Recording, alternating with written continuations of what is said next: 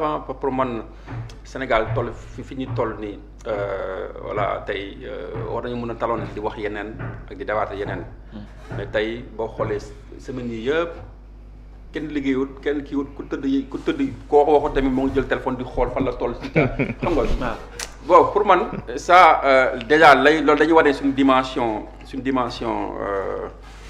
comment dirais-je dégg-dégg et puis je me dis aussi tamit n'oubliez pas Sénégal n'est pas épargné sur la globalisation la mondialisation dañoo nekk des pays yoo xam ne faibles extrêmement faibles des revenus faibles yoo xam ne pays yoo xam ne lépp dañ koy jéggaani ku nekk yaa nga jéem a xool nag ngay amee dépense wala na ngay kii donc dañuy vulnérables nous sommes des pays extrêmement vulnérables vulnérables culturellement vulnérables économiquement te ñu nekk benn un monde de globalisation te c'est-à-dire que tey lépp luy xew Europe dana xew danañu dal lépp luy xew États-Unis dana fi xew donc te ñu amoon ay valeurs yoo xam ne Sénégal amoon na ko Sénégalais dafa amoon ay valeurs am na ay principes ay valeurs yoo xam ne moom la ñu mooñaaleel ñu tëggee ko suñu Sénégal maanaam ñu tëggee ko Sénégal ba léegi nii tey phénomène yi am alors pour man beaucoup de choses yoo xam ne war nañu si mën a jóg koo xam ne loo xam ne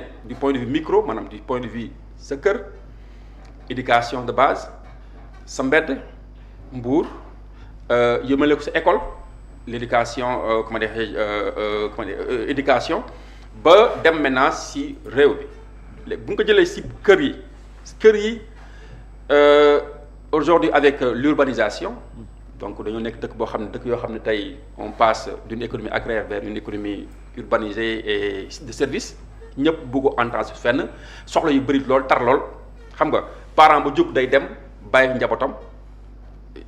njabootam c'est très important parce que ñun bu njëkk ba dañu am ay maam yi suñu maam yi amoon jot toog si kër gi di ñu wax suñu baaxi maam di ñu léebal di ñu wax ay anecdote yooyu noonu mu nekk suñu kii mu nga am lël am ñu jël góor ñëpp dugal leen ci fenn yóbbu leen foo xam ne amul jigéen amul dara wax leen ñoom ñooy ñan lan mooy les principes de base institut loolu amatul parce que dañoo nekk dëkk boo xam ne kenn xamul kenn chacun se méfie ku nekk yaa ngi demal sa bopp te ku nekk boo jógee xaalis loolu dépense nga donc li ñu tënkoon yooyu de plus en plus ñoo ngi ñuy bàyyi ba pare mu am benn puissance étrangère boo xam ne day ñëw ànd ak loo xam ne boo ko taqalewut ak laalewut ñun suñu gis-gisu àdduna suñu gis-gisu jamono ak ni ñu tëggee mooy indi problème homosexualité yooyu noonu ñoom tey ñoo ngi xeex ba am nañ doole foofu te ñun loo xam ne dañ ko bannir loolu dañ ko xeexoon donc ñooñu ñooy am bëgg a yaatal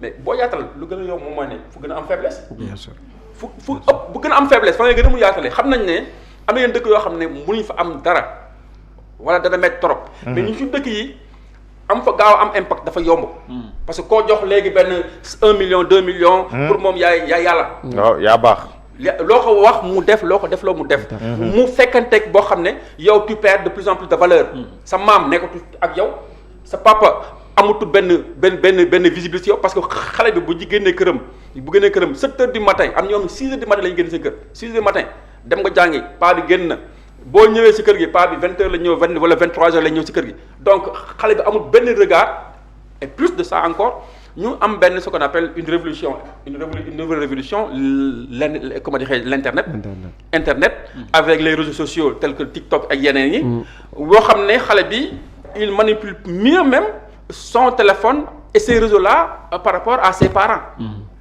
parents yi ñoom bañ sonn nañ jóge nañ fële wàcc nañ sonn nañ tëdd nañ nelaw xale baa ngi ci réseau yi lu ko neex mu gis lu ko neex mu wax influence am voilà loolu nag lan moo ko mën a endiguer c'est très important lan moo ko mën a endiguer ñu revenir suñuy gëm-gëm xam ne lépp yàlla la ñun parents yi xam ne la ngay xëcc da nga ko am mais lii xale yi dénkuwaay yàlla suñu borom bi mën na ko dénk nga war ko sàmm te loolu nag moral la l'aspect moral dafa war a ñëw gëm-gëm la yow diina ngay woote jullit nga chrétien nga lii la si dina wax boo toppee alal ba fàtte loolu c'est-à-dire que nekkatoo fa nga la ngay woote donc il faut ñun ñu ñëwaat revenir sur les bases xam ne la ñuy daw war nañoo bàyyi jot suñuy njaboot éducation deuxièmement aussi état bi def jël ay mesures correctives mesures yooyu mooy lan mooy tey réseau internet yii nii mais man pour man boo demee France ñoo la gën a ancré si kii de mais France Emmanuel Macron ñëw na ne moom léegi xale yi nga xam ne am nañ 15 ans dootuñu laal ci téléphone.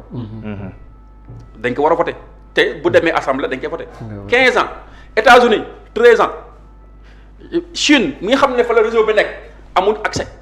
Chine laa wax de amul fa accès ak yeneen dëkk yi nga xam ne ñoo développé dañuy interdire totalement mais nun c'est libre cours ren ji le ministre de l'éducation nationale interdire téléphone ci biir école.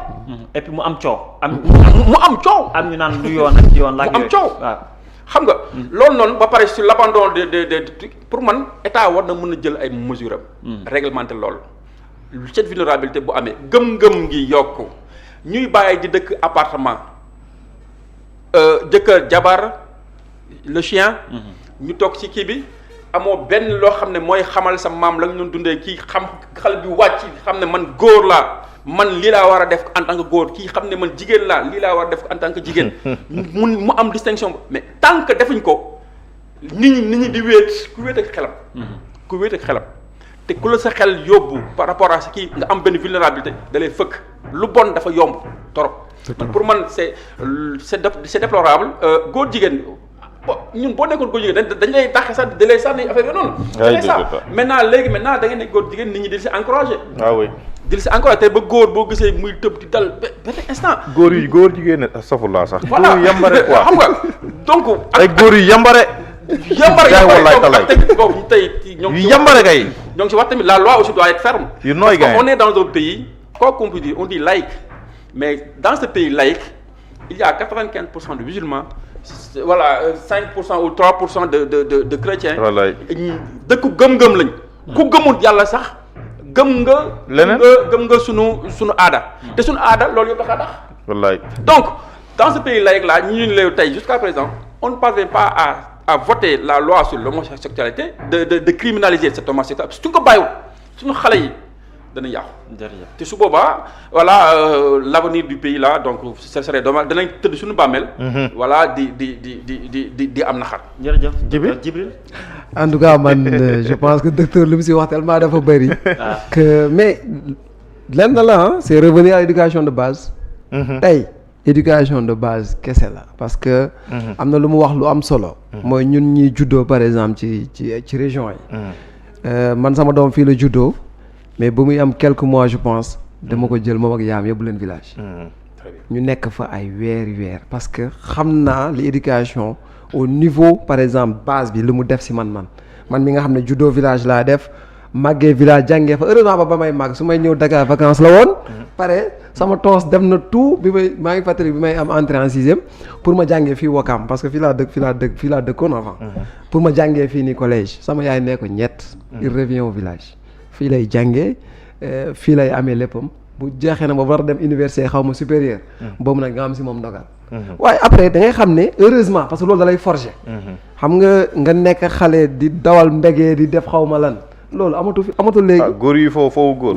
foofu góor day foofu yëfu góor ñi sa góor voilà góor ñi jàmba ñaama us. jigéen ñi jigéen ñi c'est-à-dire góor ca góoree jigéen ca jigéen ña. loolu bu amul problème day continuer di am. et je pense que l'influence tey. mooy influence bu doy waar mooy boo xam ne bu numérique bi la tey influence numérique dafa dugg si ñun ba. bu baax on est tellement c'est xale yi dañoo nekk en avance ci technologie bi par rapport ak leurs parents en fait mën nañ découvrir dara di def dara ci seen téléphone yi alors que benn parent du ci xam dara loolu ngay toog nga gis nga dégg tantôt am na benn ay vidéo yu fuité consort parents yi dañuy tiit ba dee après en fait parce que pour ñoom da nga leur entendement loolu mënul am seen doom mënul nekk seen biir. tous les jours école lay dem ñëwaat di def yenn erreurs yi. donc je pense que même ci suñu cérémonie familiale yi. mooy suñu ngénte yeeg suñu mariage yi. am na yenn manière yu ñu fay gis nga loolu bu dàqul ci dëkk bi. day continuer di encourager di fi am. qu'on se dise la vérité tey on applaudit on encourage des hommes efféminés. loolu moo nekk ci dëkk bi ay góor yu efféminés. di def ay manière yu jigéen nit ñi di leen encourager di leen reetaan et puis di leen tàccu. et le monde du showbiz aussi en même temps. mais en fait mais fa la siiw jarul yenn yi en fait. mais fa la buujo baara. c'est monde showbiz fa la affaire yi gën a takar naa defaral sa image ngay xeesal. je pense que bu tax def sa image dañoo war a delluwaat si loolu dañoo war a delluwaat si jël booy yi yenn âge yi yóbbu leen si lëli yóbbu leen si ñu def ay séance de circoncision si àll bi. voilà booy jàpp leen un mois boo xam ne retraite lay doon. une retraite carrément spirituelle. boo dee néegu góor c'est ça. boo si génnee néegu góor boo si génnee góor ngay doon. ça c'est sûr et certain. yow booy léegi et puis un aspect très important Bara. c'est grave. mooy suñu législature bi nekk fii. ah ils ont une mission. cette mission c'est quoi? c'est de criminaliser l'homosexualité. Ils doivent voter cette loi dañ ko promettre et nit ñi ngi leen di seetaan. ils sont comptables des faits yi am nii nañu criminaliser l'homosexualité au Sénégal amul benn diine bu ko nangu ci dëkk bi diine sax nangu ko amul diine bu ko nangu y a pas une religion révélée bu nangu homosexualité donc lu tax ce dossier là il traîne boobu ba tey alors que c'était une promesse faite aux Sénégalais donc ñun ñu ngi leen di xaar waa assemblée na ngeen criminaliser l'homosexualité dëkk bi ñun ñi commencé di am jàmm. am na solo nañ ko criminaliser dëkk bi doogee am jàmm parce que tamit je pense que loolu rek mooy seul kii parce que fi may di wax ak yéen nii gis naa ci luttons contre l'indiscipline luttons contre l'indiscipline au Sénégal je pense que seen benn pas moo ko dugal ñu ne scandale à Ouest Foire un individu a été violemment agressé ce jour à Ouest Foire il y a environ 1 heure de temps une altercation avec un jeune homme a dégénéré en bagarre au cours de l'incident certains ont affirmé avoir vu que la personne portait des bin-bin cristal ce qui a provoqué un lynchage par la foule. Alerté, la gendarmerie nationale est rapidement intervenue et a maîtrisé la situation avec efficacité. L'individu se trouve actuellement entre les mains. Nous saluons le professionnalisme des forces de l'ordre et les félicitons pour leur réactivité. Gis nga bu baax a baax gis nga li ma lay wax sinon buñ ko defal askan wi dañ koy def. góor gu ñu gis ngay xeex ñu ne nii gis sa ndigal ay bin cristal je pense que ni loolu rek déjà gis nga bu gendarmerie gaawloon tey jii nit la ñuy rey foofu noonu après yeneen coow di jute yeneen affaire donc nañ ko criminaliser après ñu jàll ci leen amul xaar amul yoxi parce que gis nañ ñim fi mel ce matin damay yeewu gis Pape Ba damay def revue de presse Pape Ba bu ne bay def revue de presse ci affaire homosexualité nga xam ne affaire bi léegi ñëpp a ngi ciy bàyyi xel à Touba ñaata lañ fa jàpp des présumés on va dire loolu lañ jàpp 12 lañu waxoon ci affaire bii passé ak ñoom Pape Cheikh ak ñeneen ña nga xam ne ñoom am na beneen boo xam ne c'était à Kaolack ay affaires yoo xam ne am na fi gis nañ ña fa ko jigéen bi dee woon fuñ ko suul ñu sulli ko luñ ko mujjee taal gis nga li xew nii ñi ñu jàpp nii allons plus loin tey jii bu yàlla ci jël même yàlla bu mu ama bu ci yàlla jëlul ba kenn fuñ koy yóbbu beneen coow day jur Sénégal ñu war a continuer di ci débat day dem ba ñun suñu doom yi nga xam ne ay 2 ans 3 ans 4 ans la ñu am ñu commencé di xam parce que YouTube ak fu ñu munti dugg wala fu ñu waxtaanee seen góor jigéen après ñoom dañuy dem sax laaj lan mooy loolu. effectivement léegi ñoom dootul nekk affaire bu leen yéem quoi parce que kon góor jigéen am na parce que boo ko ne kii góor la kii jigéen la après bu la ne lan mooy góor jigéen loo koy wax. t'es obligé de l'expliquer sa doom bu am 2 ans boo la laajee lan mooy góor jigéen t'es obligé de l'expliquer léegi nag soo ko xamalee xamal nga ko lu bon loo xam ne mënoon na dund ba dee du ko xam. day nekk banal quoi bu njëkk ba góor jigéen am na mais banaliser wuñ ko woon léegi dañ ko banaliser léegi foo dem dañ koy wax dañ ko banaliser quoi. C'est ça qui et puis c'est l'accès à et puis n'importe quel film tu vois des personnes ci série yi la ci film yi la dañ ko normaliser fépp la dama dem ba film boo seetaan day am loolu ci sow biis bi la parce que da ngay koo xam ne artiste la xale yëpp di ko topp mu am nu mu soloo sa doom da naan nii laa bëgg a sol nga xam ne kon yow fan lañ jëm nañu xoolaat doxalin bi am na beneen phénomène boo xam ne war nañ ko mën a xoolaat je pense que y a dans les maisons les gens utilisent ce qu'on appelle ay IPTV IPTV xam nga foofu chaîne open la il y a tout te souvent bu dee parent bi amul seetlu parent bi du mën a seetlu xale yi dañuy def ak amul temps ak amul seen jot danañ dugg foo xam ne chaîne yoo xam ne barki yàlla donc te loolu amul contrôle ñun ñëpp ba nekkaan daal ATP xaw ma lu muy liggéey si loolu mais pour man nañu gëstuwaat nañu defaat réew mi daal li moom Abdoulaye wax nañu sangaat réew mi nañu protéger nañu protéger suñu askan nañu protéger askan nañu dëppal réew mi billaay walaay mais da nga koy dëppal sax ñu bëgg la dëppalaale yow en tout cas amoon nañu bég te baax sekk yéen waxtaan ci xam-xam bi ci disponibilité bi